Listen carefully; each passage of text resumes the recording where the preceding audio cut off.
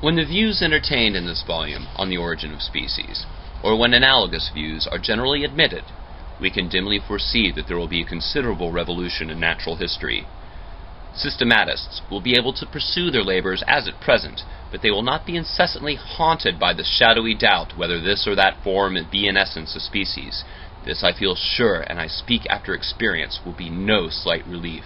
The endless disputes whether or not some 50 species of British brambles are true species will cease. Systematists will have only to decide, not that this will be easy, whether any form be sufficiently constant and distinct from other forms to be capable of definition, and if definable, whether the differences be sufficiently important to deserve a specific name. This latter point will become a far more essential consideration than it is at present. For differences, however slight, between any two forms, if not blended by intermediate gradations, are looked at by most naturalists as sufficient to raise both forms to the rank of species. Hereafter, we shall be compelled to acknowledge that the only distinction between species and well-marked varieties is that the latter are known, or believed, to be connected at the present day by intermediate gradations, whereas species were formerly thus connected. Hence, without quite rejecting the consideration of the present existence of intermediate gradations between any two forms, we shall be led to weigh more carefully and to value higher the actual amount of difference between them.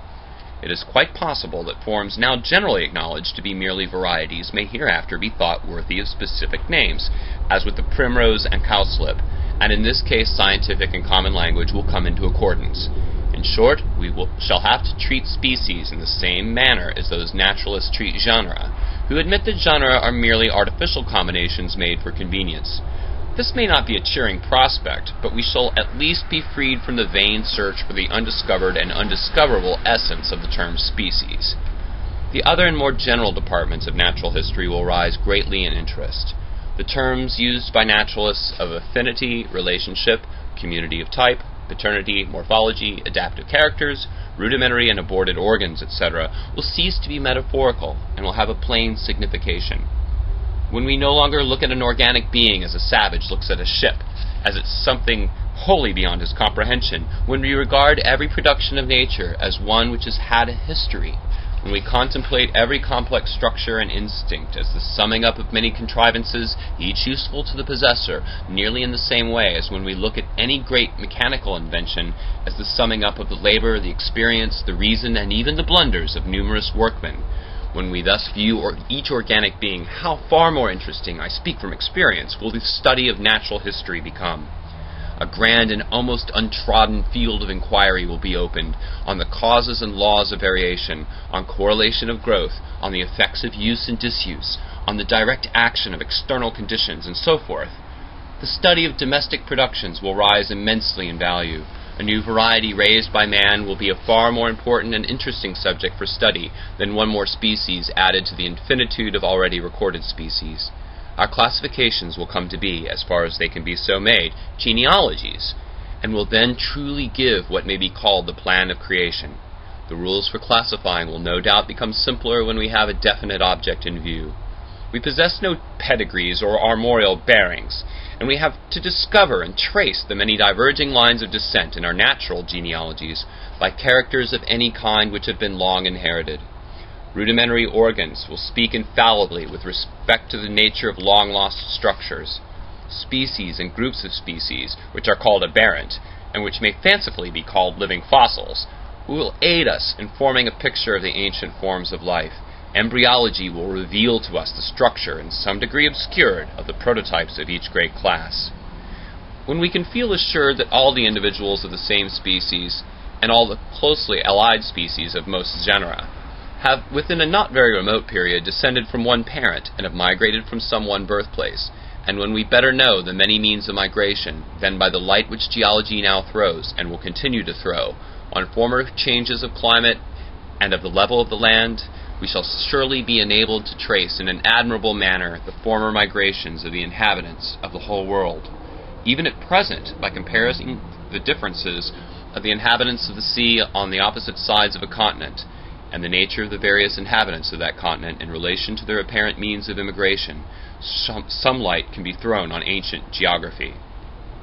The noble science of geology loses glory from the extreme imperfection of the record. The crust of the earth, with its Embedded remains must not be looked at as a well-filled museum, but as a poor collection made at hazard and at rare intervals. The accumulation of each great fossiliferous formation will be recognized as having depended on an unusual concurrence of circumstances, and the blank intervals between the successive stages as having been of vast duration. But we shall be able to gauge with some security the duration of those intervals by a comparison of the preceding and succeeding organic forms. We must be cautious in attempting to correlate as strictly contemporaneous two formations, which include few identical species, by the general succession of their forms of life.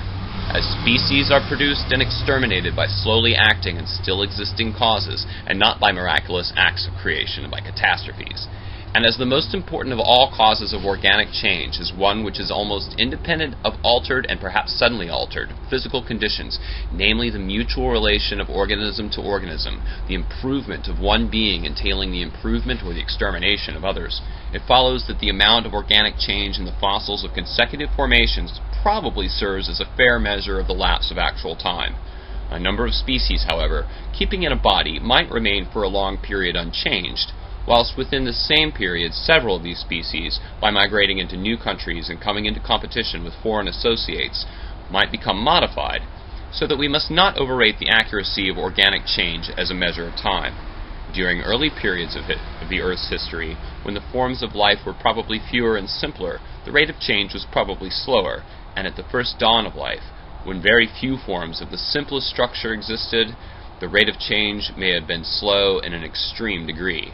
The whole history of the world, as at present known, although of a length quite incomprehensible by us, will hereafter be recognized as a mere fragment of time compared with the ages which have elapsed since the first creature, the progenitor of innumerable extinct and living descendants, was created. In the distant future I see open fields for far more important researches. Psychology will be based on a new foundation, that of the necessary acquirement of each mental power and capacity by gradation. Light will be thrown on the origin of man and his history. Authors of the highest eminence seem to be fully satisfied with the view that each species has been independently created. To my mind, it accords better with what we know of the laws impressed on matter by the Creator, that the production and extinction of the past and present inhabitants of the world should have been due to secondary causes, like those determining the birth and death of the individual. When I view all beings not as special creations, but as the lineal descendants of some few beings which lived long before the first bed of the Silurian system was deposited, they seem to me to become ennobled. Judging from the past, we may safely infer that not one living species will transmit its unaltered likeness to a distant futurity. And of all the species now living, very few will transmit progeny of any kind to a far distant futurity, for the manner in which all organic beings are grouped shows that the greater number of species of each genus, and all the species of many genera, have left no descendants, but have become utterly extinct. We can so far take a prophetic glance into futurity as to foretell that it will be the common and widely spread species, belonging to the larger and dominant groups, which will ultimately prevail and procreate new and dominant species. As all the living forms of life are the lineal descendants of those which lived long before the Silurian epoch, we may feel certain that the ordinary succession by generation has never once been broken, and that no cataclysm has desolated the whole world. Hence we may look with some confidence to a secure future of equally inappreciable length, and as natural selection works solely by and for the good of each being, all corporeal and mental endowments will tend to progress toward perfection. It is interesting to contemplate an entangled bank, clothed with many plants of many kinds, with birds singing on the bushes, with various insects flitting about, and with worms crawling through the damp earth, and to reflect that these elaborately constructed forms, so different from each other, and dependent on each other in so complex a manner, have all been produced by laws acting around us. These laws, taken in the largest sense, being growth with reproduction, inheritance, which is almost implied by reproduction, variability from the indirect and direct action of the external conditions of life, and from use and disuse, a ratio of increase so high as to lead to a struggle for life, and as a consequence to natural selection, entailing divergence of character and the extinction of less improved forms. Thus, from the war of nature, from famine and death, the most exalted object which we are capable of conceiving, namely the production of the higher animals, directly follows. There is grandeur in this view of life, with its several powers, having been originally breathed into a few forms or into one, and that whilst this planet has gone cycling on according to the fixed law of gravity, from so simple a beginning, endless forms, most beautiful and most wonderful, have been and are being evolved.